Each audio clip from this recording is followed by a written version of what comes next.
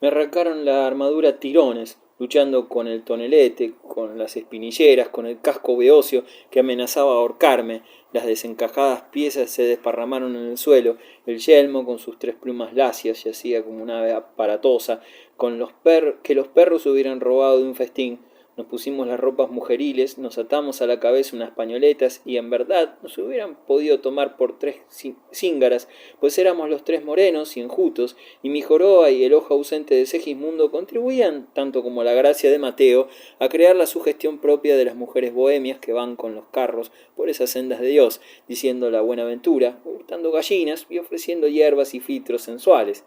Así ataviados atravesamos las tropas, no sin que Mateo fuera blanco de hartos requiebros y pellizcos, ni sin sufrir tampoco las exigencias de los matones que aspiraban a saber su futuro, y nos tendían unas palmas sucias para que interpretáramos sus líneas, pero todos lo soportamos y ofrecimos a la providencia a cambio de nuestra salvación, que de lo contrario nos hubiera tocado compartir el infortunio del desdichado Horacio Farnese, del desdichado Orso y del desdichado Alabardero. ¿Qué hubieran pensado de mí entonces la princesa de Taranto, la amazona? ¿Qué hubiera pensado su marido, Raimondelo Orsini del Balso, el que anduvo en la conquista del Santo Sepulcro, y la Orsini casada con Andrónico, emperador de Oriente, y el Orsini casado con la nieta de Carlomagno? ¿Hubieran reconocido a un príncipe de su sangre en el histrión embosado con atuendo de gitana que temblaba delante de la palma tendida de un valentón? En París nos hicimos de algunos escudos, compramos ropas adecuadas, saludamos a la reina Catalina de Medici, mi amiga de infancia, y a cortas etapas emprendimos el retorno a Bomarzo. Escasos fueron de quienes me habían seguido a la campaña los que volvieron al pueblo. Ninguno trajo un plato de oro o una jofaina de plata. Como yo no traje ni siquiera mi costosa armadura, hubiera querido recuperarla para ubicarla en la galería de los Césares, cerca del arnés etrusco del que del de mi padre, del de mi abuelo. ¿Cuál habrá sido su destino, luego que abandoné aquellas piezas fastuosas en una covacha de Hesdin? ¿Habrán relampagueado en otras refriegas, ceñidas por el bravo que las merecía? 3 años atrás, en la Real Armería de París, me detuve súbitamente azorado, porque creí descubrirlas dentro de una vitrina del salón principal. El casco, por lo menos, el casco digno de Marte, con su áurea ronda de Baco, Sileno y Ariadna, es el mismo. Sin embargo, no estoy seguro de que esas sean mis armas. Las usé tan poco y hace tanto tiempo. Nada conservé como testimonio de mi vida militar, pero aquella experiencia me brindó los medios de hablar de la guerra con conocimiento de causa, y como no había capturado un solo pendón, para agregarlo a las apresados por mis mayores, tuve un gesto irónico que hubiera divertido al Aretino y al Lorenzaccio de Medici, y yo mismo confeccioné en secreto una bandera imperial de águila explayada y columnas de Hércules, valiéndome de la apócrifa falda de gitana y de los antiguos retazos con la ayuda de Segismundo, y le hice colgar solemnemente en la escalinata del castillo sobre unos cruzados mosquetes y unas espadas dudosas en memoria de mi empresa de Metz, de Teruel y de Hesdin, que me curó por un tiempo de las magníficas tentaciones de la guerra. En Bomarzo, durante el año de mi ausencia, la vida transcurrió sin mudanzas. Empero al volver advertí un cambio. Era un cambio sutil y procedía de una como intensificación de las actitudes que los no iniciados no hubieran podido valorar. Así, por ejemplo, la distancia que me separaba de Julia parecía haberse dilatado por alguna razón misteriosa que tenía que ver con su físico, con su salud. Como siempre, trajinaba con los niños, paseaba de tarde por el jardín, cortaba rosas, bordaba, leía, pero se la sentía lejana, desprendida, más lenta, y aunque ningún síntoma evidente subrayaba el proceso destructivo que se verificaba en su interior, la rodeaba una atmósfera de melancolía en la que vacilaban indicios mortales. Mis hijos se movían en torno como si captaran presencias secretas, con su delicada intuición infantil, y ellos también habían impreso un nuevo ritmo sosegado, expectante en sus evoluciones. Mientras estuve en Francia, Cecilia Colón había regresado a Bomarzo, porque el rumor de la herejía acosaba a Julia Gonzaga y a sus hijos valdesianos, y eso ponía en peligro a la viuda de Maerval y al pequeño Nicolás. No tuve ánimos para enviarlos a sus tierras como la vez anterior. La princesa ciega, más pálida, más delgada, quedaba las tardes enteras en una de las terrazas, como si escuchara voces escondidas. Sonreía sin motivo aparente.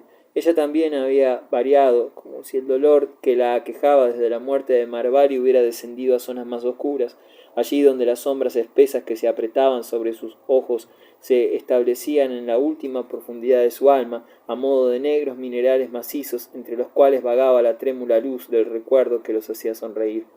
Los dos Orsini, que podían ser primos y podían ser hermanos, Horacio y Nicolás, tan semejantes, tan agraciados en el florecer de su pubertad, andaban alrededor de ella, escuchando sus cuentos repetidos, cosas de Marvale, de la época en que guerreaba con Valerio Orsini por la República Serenísima. Echados a sus pies, se aislaban en un mundo estremecido y remoto, y cuando yo acertaba a pasar a su lado, cesaba bruscamente su cuchicheo. Experimenté la sensación diabólica de estar exilado entre los míos, porque lo mismo acontecía si me aproximaba a mis hijos y a Julia. No trascendía de su actitud ninguna exclusión, ningún repudio, jamás pronunciaron una palabra hostil, pero era como si yo no perteneciese a su círculo estrecho de conspiradores, como si no fuese capaz de compartir sus emociones furtivas.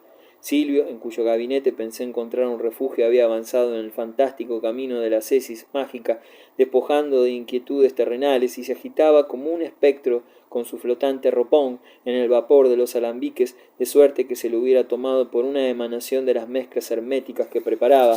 Era arduo decir, al entrar en su reducto, cuál era el ser humano vivo y cuáles las pintadas figuras que oscilaban en la niebla de su laboratorio. Si lo interrogaba, respondía apenas, perdido en cálculos y en sueños como sonámbulo, y cuando, fatigado de la opresión que reinaba en el castillo y que me expulsaba de una habitación a la otra, salía a recorrer la apretujada aldea, en ella encontraba un clima que no hubiera acertado a definir, hecho de desazón y de desgano, quizás como fruto de las decepciones que acarreó la triste campaña de Metz con su secuela de muertes. Me encerraba entonces, acompañado por Mateo y Segismundo, a escuchar los laúdes. El duque de Muñano, Porcia, Fabio, Violante y Pantasilea aparecían algunas veces, y aunque en esas ocasiones se alegraba la fría majestad de la sala del Minotauro, en breve la conversación que nos relegaba a Mateo, a Segismundo y a mí, en un ángulo de la galería, recaía sobre el furor y la vanidad de la guerra, y a mi propia imagen, la de la tortuga negra y oro que se desplazaba lentamente, estérilmente en los bastiones de Hesdin y de Teruel, entorpeciendo con su caparazón a los ávidos de gloria. Volví a atravesar con grotesco balanceo el proscenio genealógico que flanqueaban los bustos imperiales y a enrostrarme en mi incapacidad. Comprendí que había llegado a una altura crucial de mi existencia, pues pronto cumpliría 40 años y que se imponía que me apresurase si aspiraba a dejar una huella de mi paso por el castillo. Entonces, porque todo se resolvía para mí en soluciones decorativas, decidí emprender la tarea de llevar a los muros interiores de mi casa las escenas, a menudo esbozadas, que proclamarían los triunfos de mi estirpe. Entre ellas, como elemento central, se destacaría un retrato que agruparía a los míos, a los más cercanos, alrededor del duque Pier Francesco Orsini, creando así la ilusión de que el resto, la amplia floresta de hazañas seculares, era una proyección de mi intimidad meditabunda. Sería una pintura similar al famoso fresco de Mantegna en la Cámara de los Esposos de Mantua. Yo estaría en el medio con Julia, con Cecilia, con mis hijos, con Horacio, con Nicolás, y en un segundo plano se vería a mis primos Orsini, a mi astrólogo Silvio de Narni, a mi dómine Pandolfo y a aquellos intelectuales como Madruso, Aníbal Caro y Sansovino que solían ser mis huéspedes. El pincel diestro nos transmutaría en dioses, inventaríamos el Olimpo de Bomarzo, mi armadura ausente que el pintor reconstruiría sobre la base de nuestras descripciones prolijas me daría la traza de un Marte opulento, emplumado, barbado, sin córcova, sin vacilaciones, afirmado en el rigor de su escudo y de su lanza. Julia sería Venus, Horacio sería Apolo, los niños se distribuirían otros símbolos del amor y de la fecundidad con cestas volcadas, con cornucopias. Cecilia haría las veces de Juno, Silvio las de Hermes, mis primos las de Patroclo y Aquiles, los escritores las de un coro de sabios, con Ulises y Néstor y Calcas. Dentro del gran teatro de mis antepasados, vibrante de victoria, se insertaría mi teatrillo personal, en el que cada uno representaría un papel mitológico admirable, y allí quedaríamos eternamente, estáticos, estupendos, más fuertes que el tiempo y que la verdad, para maravilla de quienes nos sucedieran.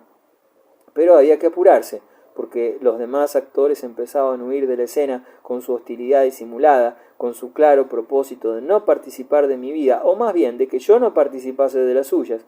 Debía convocarlos y encerrarlos en mi escenario alegórico para que no se me escapasen, porque allí dentro, en el Olimpo de Bomarzo, entre laureles, yelmos, tirsos, túnicas y pechos y brazos desnudos, estaría como hechizados para la inmortalidad. como uno de mis rasgos esenciales era el que me obligaba a encarar grandiosamente lo que se refería a mi casa, contrayendo matrimonio con la dama de mayor prestigio, ganando la amistad de Hipólito de Medici, convirtiendo un esqueleto ignoto en un santo, adquiriendo la mejor armadura y los libros de alquimia más costosos, se me ocurrió dirigirme al primer artista del siglo para encomendarle ese trabajo singular. Luego de serias dudas, y aunque Madruz y Caro procuraron disuadirme, le escribí a Miguel Ángel Buonarroti proponiéndole la tarea. Nunca debí hacerlo. Fue una locura, una prueba más de mi soberbia besánica. Miguel Ángel tenía más de 80 años y entregaba sus postreras energías a la Basílica de San Pedro, perseguido por las calumnias, por la incomprensión, por la imbecilidad. Cuando recibió mi carta, entre los inmensos bloques de mármol y las pilastras a medio tallar que se acumulaban en la plaza, debió arrojarla a los escombros, y sin embargo me respondió unos párrafos encantadores en los que aludía a la complejidad de su labor, a sus muchos años y a los que insumirían una obra como la que yo osaba ofrecerle. Escribía casi con humildad, casi como si le doliera la amargura de no poder acceder a mis deseos y de no estar en situación. Él, que sólo había servido a los pontífices y a príncipes banqueros de Florencia, rectores del arte, de venir a enclaustrarse en un incierto castillo del Lacio para adornar sus muros con el esplendor incomparable de sus formas. Terminaba diciéndome que puesto que ya carecía de vigor para hacerlo, porque golpeaba las puertas de la muerte, y si miraba a la redonda no veía más que cadáveres, teniendo en cuenta que todos los que amaba habían muerto, fuera de Messer Tommaso de Cavalieri, claro está, pero no había razón para que me lo nombrase. Quizás podría realizar mis proyectos su discípulo, Jacopo del Duca. No es un pintor, me decía, es un escultor y un arquitecto, pero dibuja de tal manera que merecerá la aprobación de su excelencia, y si su excelencia lo adopta, cuenta con ayudantes que cumplirán lo propuesto perfectamente. Agregaba que a su juicio convenía que el director de una obra como la que yo planeaba fuese un conocedor de las leyes de la arquitectura por la necesidad de crear una ajustada armonía, gobernada por las proporciones del edificio. Insistía en que era tanta su confianza en Jacopo que acababa de completar con él el techo de madera labrada del palacio capitolino de los conservadores. Larga distancia mediaba entre Miguel Ángel Buonarroti y Jacopo del Duca, mas no vacilé y envié un emisario a este último, quien volvió con el mensajero Bomarzo. Traía 2 ayudantes. Antes de hablar de Jacopo del Duca es indispensable que hable de sus fámulos y alumnos. Llamábanse Zanobi y Andrea Sartorio, y eran hermanos, de 20 y 18 años respectivamente, sicilianos ambos, como su maestro. Habían nacido en Agrigento, mientras que Jacopo había visto la luz en Cefalú, verdaderos hijos de Sicilia. Su origen, su mixtura de sangres viejísimas, griegas, normandas y árabes, se evidenciaban en los cetrinos de su piel, de reflejos dorados, pulida como los antiguos bronces de su isla, en la nitidez de los rasgos y en la negrura atormentada del pelo y de los ojos, en la felina agilidad del cuerpo, en el estiramiento oriental de las manos. Callaban siempre y se deslizaban a la sombra de Jacopo del Duca como 2 animales misteriosos, 2 gatos salvajes de Sicilia, huraños y secretos. Uno de ellos, el mayor, Zanobi, siendo menos hermoso que su hermano, por cierta irregularidad imprecisable de las facciones, me impresionó desde el primer instante. Digo mal, no me impresionó, me fascinó, me sugestionó. A un cuarto de siglo de separación experimenté frente a él inmediatamente el mismo estremecimiento casi doloroso, la misma angustia que había sentido cuando mi adolescencia se asomó al cortile florentino de los Medici y me hallé delante de Abul y de Adriana de la Rosa, después de tanto tiempo, cuando creía yo que las posibilidades de esas sensaciones conmovedoras se habían extinguido definitivamente en mi interior coriáceo, porque ya no era capaz de alterarme, de turbarme, renacía en mí el calor desazonante de la juventud, cuyo excepcional fuego oculto abrazaba y fundía las demás percepciones, dejándome solo, encendido y vibrante frente a un único objeto que borraba cuanto lo circuía. Debo repetirle al lector hasta la saciedad para que me comprenda bien que en el siglo XVI yo fui un hombre esencialmente característico de mi época, ni mejor ni peor que el resto, como las personalidades más descollantes de entonces, como Miguel Ángel, como Benvenuto Cellini, como Lorenzo Lotto, como Pietro Aretino, como Lorenzaccio, como el jefe heroico de las bandas negras. Entré en el jardín terrible, poblado por una vegetación de espesa savia voluptuosa, sin separar las fronteras sexuales. Abul, Adriana de la Rosa, Porcia, Juan Bautista, Violante, Fabio, me sedujeron por igual. No distinguí, no separé. Me quemé en las hogueras de las almas y los cuerpos buscando, más allá de las diferencias y las oposiciones del apasionado fulgor.